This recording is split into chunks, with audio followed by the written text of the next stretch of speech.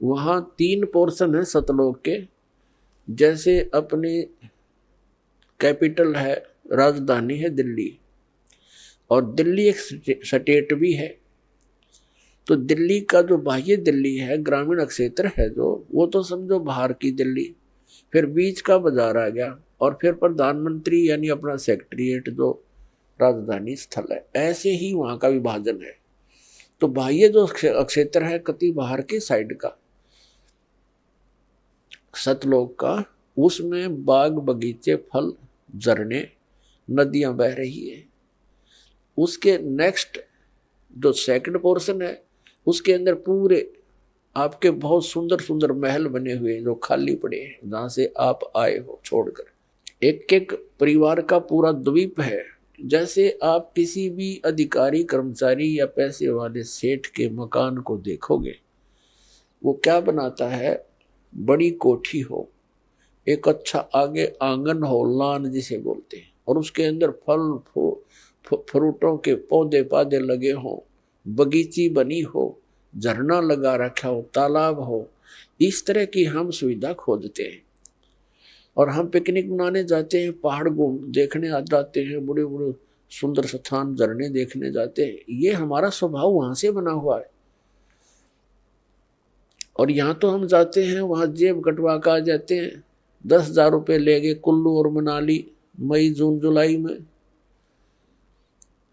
और अपने पैसे खर्चो, वह कुछ दिनों के लिए इधर उधर सैर सपट्टे करो और पैसे बर्बाद करके वापस आ जाओ। यहाँ का तो ये सुख है। और सतलोक में जाने के बाद वो कभी अभाव नहीं, कोई खर्च नहीं, और किसी किस्म का कोई दुख नहीं।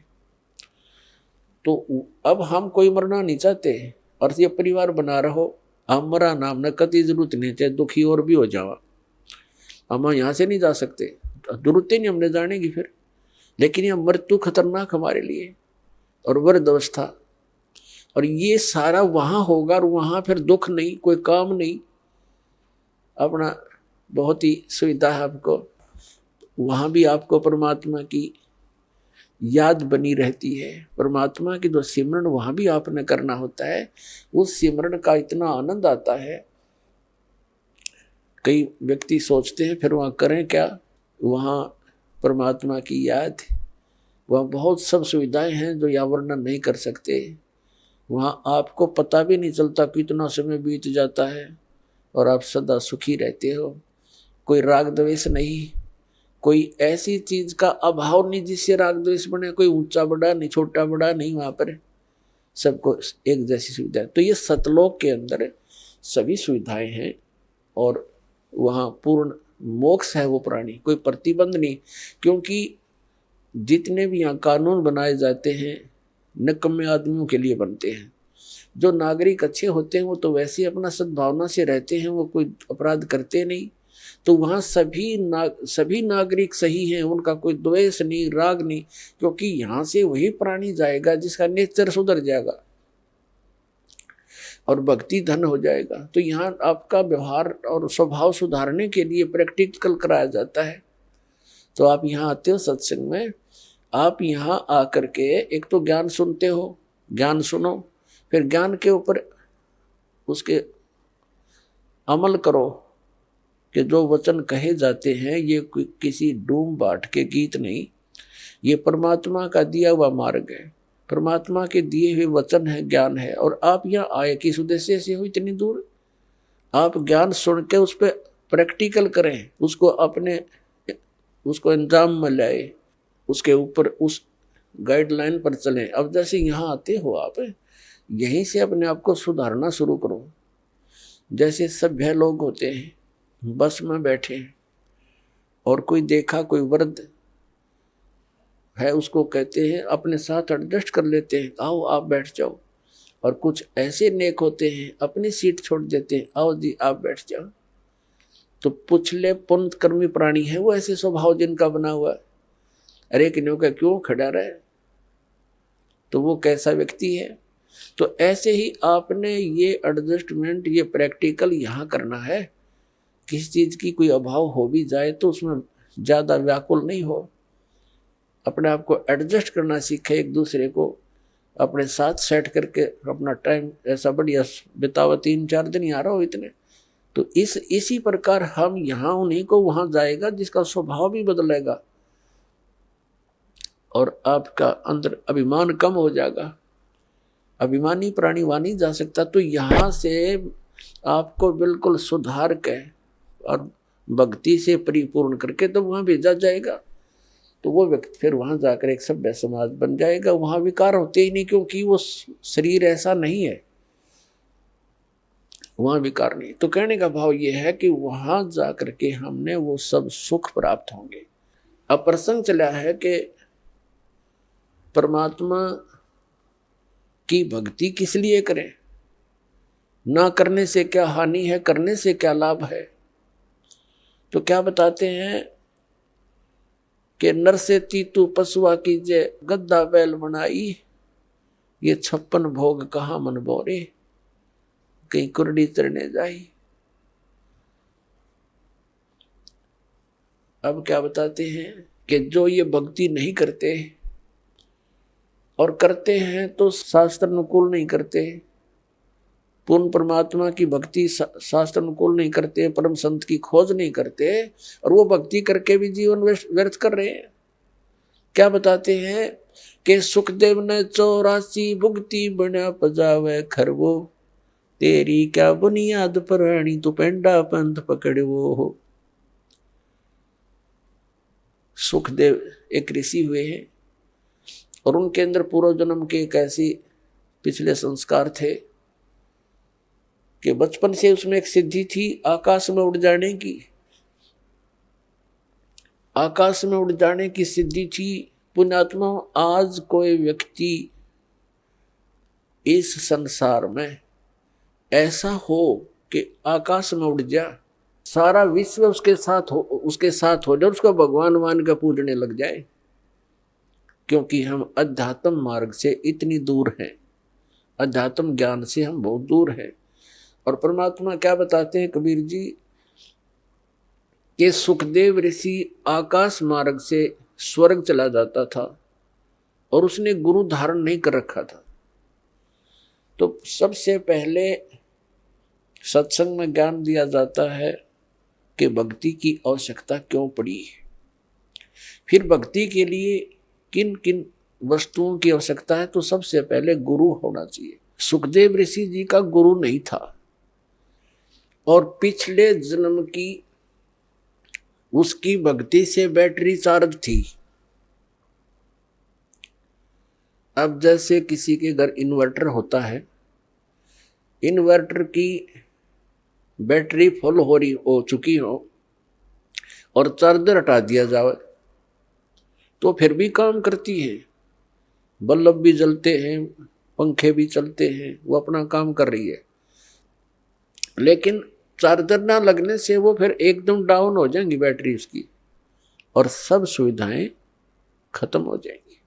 तो ऐसे पूर्व जन्म की जिनकी बैटरी चार्ज है, आज कोई प्रधानमंत्री बन गया, कोई राष्ट्रपति, कोई अन्य पोस्ट प्राप्त है या कोई अन्य फैक्ट्री मालिक है, तो वो पिछली बैटरी चार्ज है, इन्वर्टर काम कर रहा है, लेकिन उन्हें चार्जर नहीं लगा रखा, फिर वो एकदम फ्यूज होंगे। तो एकदम उनके जो सब सुविधाएं बंद हो जाएंगी। जैसे आप देखते हो, पुण्यात्मा, एक आधा ऐसा उदाहरण है, कलेजा फटने को हो जाता है। अब हम क्या चाहते हैं, मंत्री बने, प्रधानमंत्री बन जाए, सुखी हो जाएंगे। एक पोलैंड देश का पूरा मंत्रिमंडल, पूरा कैबिनेट, जिसमें मंत्री भी, मुख्य प्रधानमंत्री भी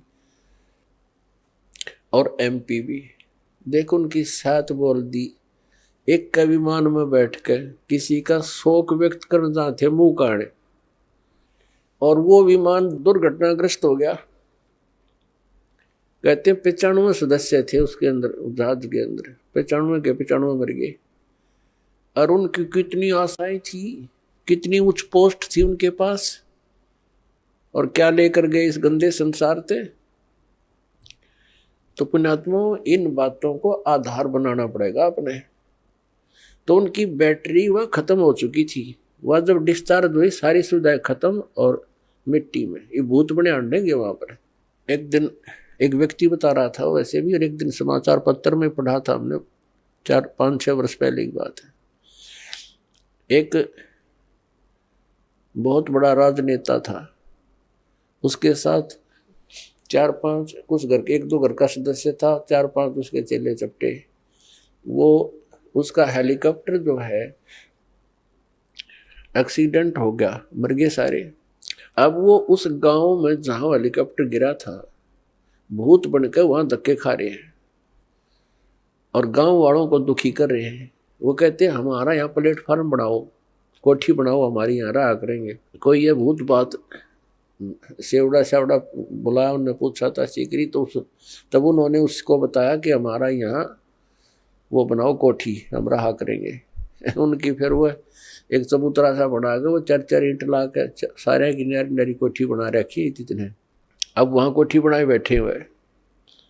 तो परमात्मा कहते हैं जो काम नहीं करा, जो करना था इस मनुष्य जीवन से वो किया नहीं, बकवादों में यह मूल धन नष्ट कर दिया। वह बैटरी होगी, डिस्चार्ज चार्जर था नहीं, एकदम सब सुविधाएं। कहाँ गई वह प्रभुता, कहाँ गए वो धन। अब सिर पर चाट लो हेलीकॉप्टर ने, वो ले डूबा उसको। तो यहाँ परमात्मा हमें याद दिलाते हैं कि सुखदेव ने 84 भुगती, बना पजावे खरवो, तेरी क्या बुनियाद पराणी, तू पेंडा पंथ पकड़वो। अब सुखदेव ऋषि की बैटरी चार्ज थी पिछले जन्म की, और उस बैटरी चार्ज से वो पहुंच जाता था वहां स्वर्ग के अंदर, ऊपर के लोकों में। तो वहां के जो कॉमन स्वर्ग है, ये स्वर्ग क्या है, ये रेस्टोरेंट है। एक तो प्राइवेट रेस्टोरेंट होते हैं, उनमें तो कोई डट जाके पैसे वाला। एक सरकारी होते हैं, उनमें सरकारी अधिकारी ही रुक सकते हैं। ये पहुंच गया एक दिन, ये जाता था कॉमन स्वर्ग, इंद्र वाले स्वर्ग में। फिर ये पहुंच गया भगवान विष्णु जी के लोक में। प्रत्येक इन भगवानों के लोकों में इसी तरह रेस्टोरेंट बने हुए हैं, और ये भी अपना काम ऐसे ही चला रहे हैं। उनका ये टैक्स लगाते हैं जो यहाँ से पुण्यकर्मी प्राणी जाते हैं, जैसे एक होटल वाला चार्ज रख देता है, उसका महीने का या जैसा भी घंटों का हिसाब से वो खर्चा लेता है। सुखदेव ऋषि जब पहुंचे स्वर्ग में, वहां के होटल में, विष्णु जी वाले बड़े होटल में, तो वहां एक रूल बना रखा उन्होंने कि जो गुरु यानी जिसने गुरु धारण कर रखा हो वही व्यक्ति यहां आ सकता है, इसमें सटे पा सकता है। अब सुखदेव ऋषि का कोई गुरु नहीं था, बैटरी चार्ज पिछले जन्म के पुण्य कर्मों के कारण वो आकाश में फिर रहा था। तो वहां के जो पहरेदार थे, सेवादार थे उस होटल के, उन्होंने मना कर दिया कि गुरु ऋषि जी आपका कोई गुरु है नहीं, और आपको इसमें एंट्री नहीं हो सकती आपकी। वो अड़ गया उनके साथ कि तुम पहले व्यक्ति देखे हो हमने, मैं तो ऐसे जाता हूँ, वहां भी जाता था, इंद्र के लोक में जाता था। उन्होंने कहा जी वहां जाते होगे पर यहाँ नहीं जा सकते आप, ये भगवान विष्णु का आदेश है। उसने कहा कि मेरे को विष्णु जी से मिलाओ। वो तांडी पाक रहा था, हल्दी की गांठ से पंसारी बन गया। अब उन पहरेदारों ने जाके बता दिया कि भगवान ऐसे ऐसे एक सुखदेव नाम के ऋषि हैं, उनका कोई गुरु है नहीं, और उन्होंने हट कर रखा है अंदर प्रवेश करने की जिद लगा रखी है, आपका क्या आदेश है। और उसने ये कहा कि मुझे भगवान विष्णु से मिलाओ। भगवान विष्णु आए बाहर। अब ऋषि ने तो ये सोचा था सुखदेव जी ने कि मुझे देखकर जैसे इंद्र दौड़ा आता था ऐसे सीने से लगाएगा कि वाह बड़ी भक्ति कर रखे, यहाँ पहुंच गए। लेकिन मर्यादा बहुत बड़ी चीज होती है भक्ति मार्ग में। तो विष्णु जी ने उनको सीधे मुंह बात नहीं की और कहा यहाँ कैसे आए ऋषि जी। पुण्यात्माओं, जो व्यक्ति किसी के पास कोई उद्देश्य लेकर जाता है और वो ये सोच कर जाए कि मुझे बहुत सत्कार मिलेगा, और जाते उसको सीधे मुंह बात ना की जाए तो वो समझ जाता है कि बात बिगड़ गई। तो आधी तो उसकी भांग वहीं उतर गई जब भगवान ने नो पूछा तू यहाँ किस लिए आया।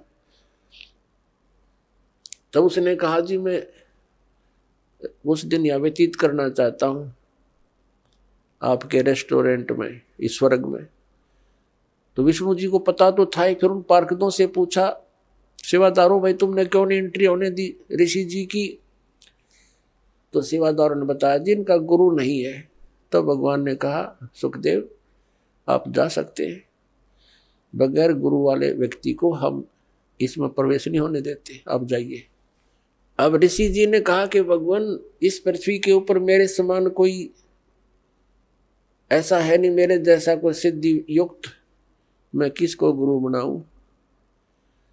तो भगवान श्री विष्णु जी ने कहा कि सुखदेव ये भी तेरी भूल है, ये तेरा अभिमान बोल रहा है, तेरा अज्ञान बोल रहा है। आप जाइए राजा जनक से उपदेश लीजिए। राजा जनक कौन? जो सीता जी के पिता थे। अब वो देखो, इन कई कहते हैं कि गुरु जो है ब्रह्मचारी होना चाहिए, तो वो भी उनकी भूल है उन व्यक्तियों की। अपने आत्माओं परमात्मा के विधान से अपरिचित व्यक्ति इस तरह की अटकलबाजी करता रहता है। तो इन सब प्रमाणों से हमें सिद्ध होगा कि गुरु कैसा होना चाहिए, शिष्य के क्या लक्षण होने चाहिए, कैसे उसमें गुण होने चाहिए, और गुरु जी के अंदर कैसे लक्षण होने चाहिए। अब सुखदेव ऋषि बाल ब्रह्मचारी और साधु संत ऋषि और राजा जनक गृहस्थी, उसने ब्याह करवा रखे गणे क्योंकि राजा था। अब वहां तो वो बोल नहीं सका भगवान विष्णु के सामने, तो वापस आ गया। वापस आया तो वहां ऋषि और अन्य ऋषियों के पास जैसे पहले खूब छाती खोल कर जाया करता था, उधर न्यू जावा मुंह लटकाए। उन्होंने पूछा ऋषि जी आपको क्या ऐसी क्या घटना घट गई, बहुत दुखी से नजर आते हो। तो उसने सारी कहानी बता दी कि मैं विष्णु जी के लोक में गया था और भगवान ने मुझे वहां रहने नहीं दिया।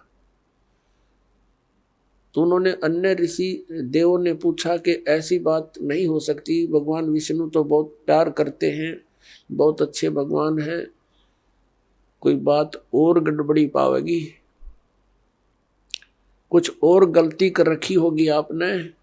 तब उसने बताया कि मैंने गुरु धारण नहीं कर रखा, और भगवान ने यह कंडीशन रख रखी है कि जिसका गुरु होगा वही स्वर्ग में रह सकता है, विष्णु जी के स्वर्ग में।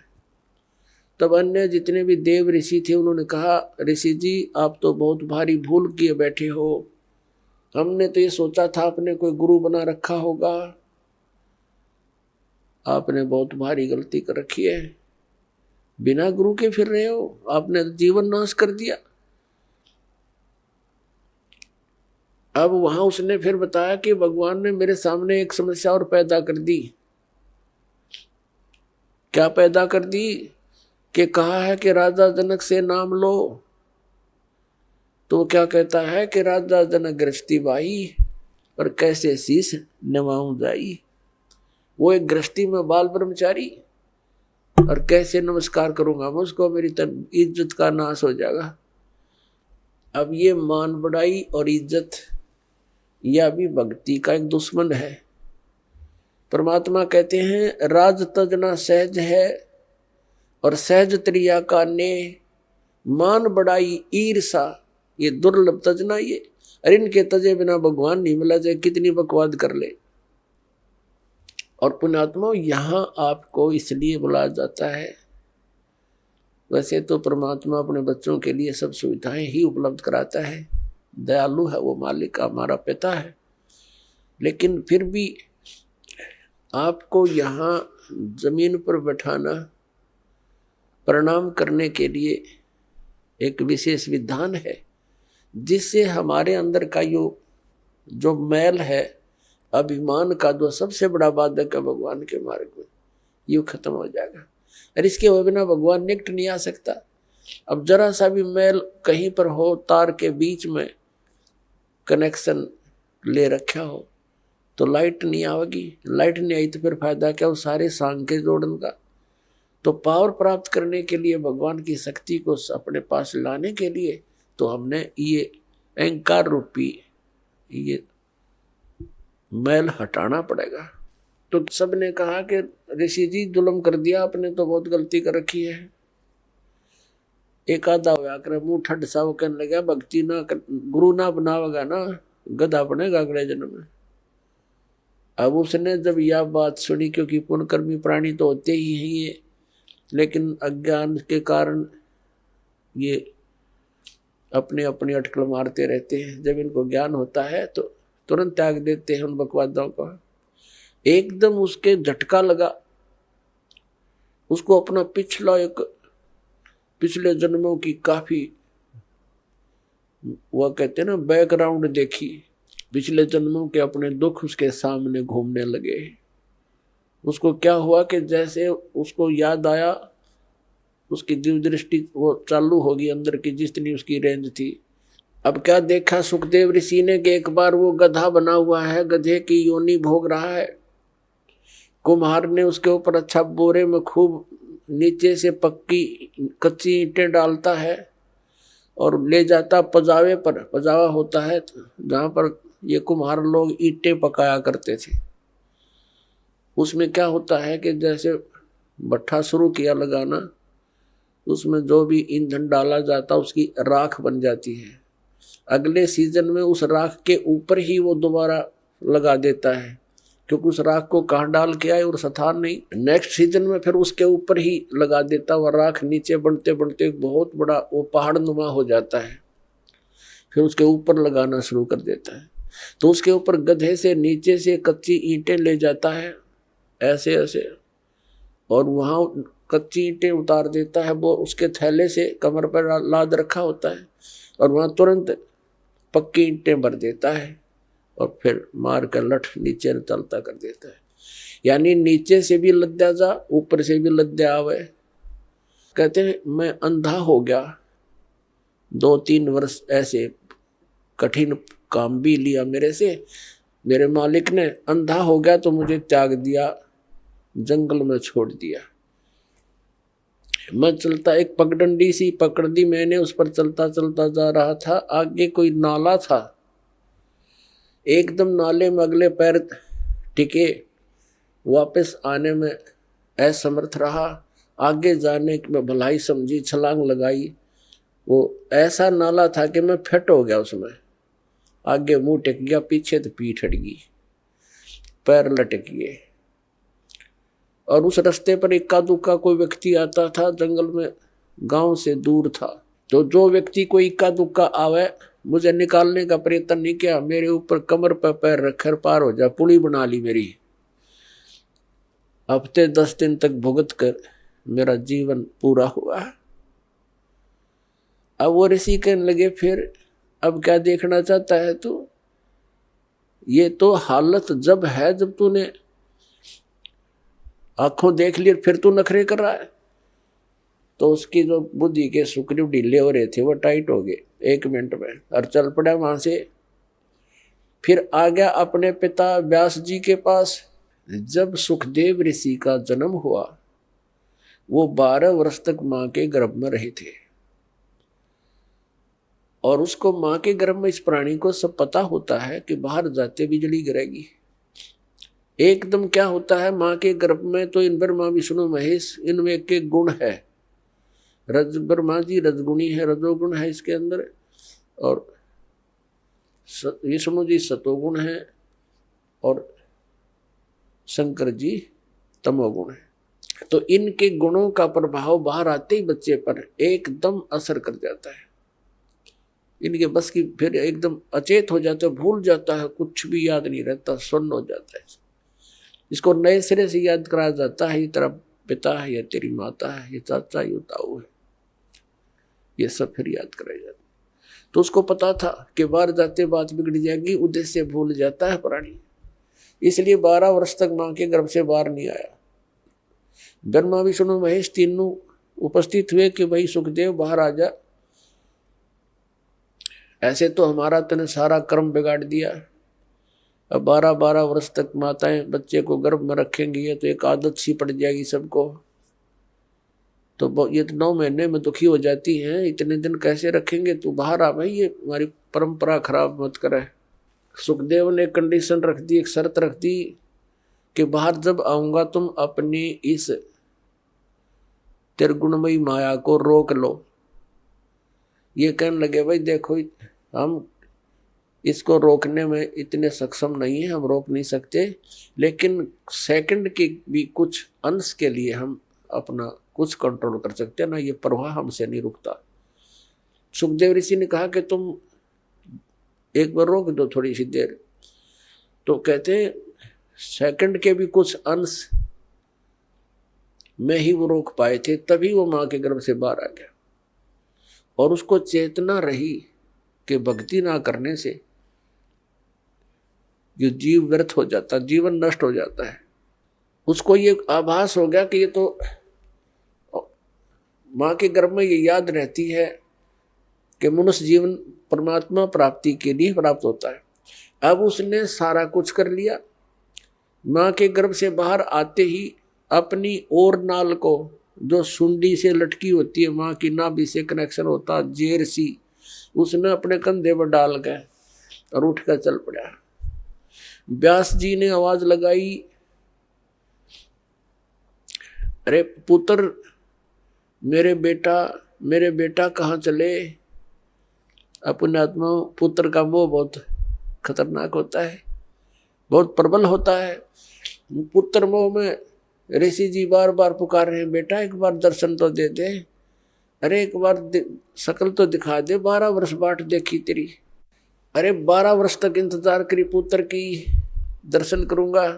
ये पीछे से बात कर रहा है चलता चलता कि ऋषि जी ना जाने कितनी बार तू मेरा बाप बन लिया, ना जाने कितनी बार मैं तेरा बाप बन लिया, ये तो बुरी बीमारी है, मुझे इसमें मत फंसा। और यहाँ कबीर साहब ने कहा, उसने क्या कहा, ऋषि जी ने, सुखदेव ऋषि ने क्या कहा कि एक लेवा एक देवा दूतम, और कोई किसी का पिता नहीं पूतम। ये तो ऋण संबंध जुड़ा एक ठाठा, अंत में सब 12 बाटा। ये तो एक दूसरे का लेन देन उलझ रहा है, कोई किसी का बाप नहीं, कोई किसी का पुत्र नहीं। जिसके जितने संस्कार वो अपने पूरे करके यहाँ से चले जाएंगे, फिर कोई गधा बनेगा, कोई कुत्ता बनेगा, कोई मनुष्य बन जाएगा। ये फिर परिवार ऐसा नहीं होगा। और इसका उद्देश्य भक्ति करने का है। और मैं तेरे दर्शन करूं नहीं पिताजी, मेरे मोह जाग गया तो मैं फिर भक्ति से वंचित हो जाऊंगा। यूं कहकर आकाश में उड़ गया। जब तो वो चला गया, उसके बाद फिर आया, जब युवा हो लिया, फिर वापस आया अपने पिताजी के पास के बड़े विद्वान पुरुष हैं, उनसे सलाह लेता हूं। व्यास जी ने कहा, आ गया पुत्र? क्या आ गया पिताजी? अच्छा बेटा, बड़ा कोई बात नहीं, अब आ गया, सुबह का बोला, शाम को आ जाए तो कोई दिक्कत नहीं, आ जाओ मेरे पास रहो बेटा। तब उसने कहा, सुखदेव ऋषि ने कहा कि पिताजी मेरे सामने एक समस्या खड़ी हो गई, एक प्रॉब्लम भारी है। सारी कहानी बताई, मैं ऐसे ऐसे विष्णु जी के लोक में गया था, उन्होंने वहां रहने से मना कर दिया क्योंकि मैंने गुरु नहीं बना रखा। पुण्यात्माओं, जो परमात्मा के विधान से परिचित प्राणी होते हैं वो एक के सुर में बोला करते हैं।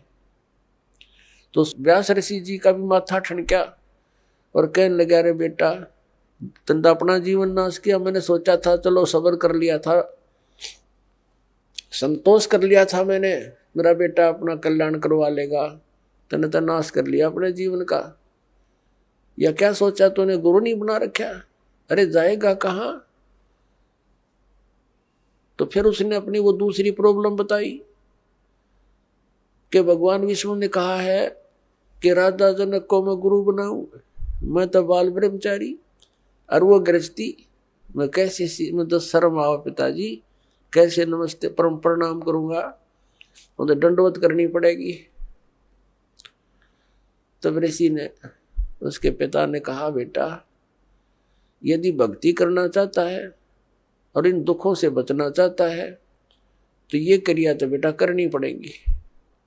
यार जब भगवान ने कह दिया, जब परमात्मा का आदेश हो गया फिर अगर मगर कर तो विद्वान काहे का, तेरी ये 2 दिन की बैटरी चार्ज है, फिर ब्रह्मटी होगी तेरी बेटा।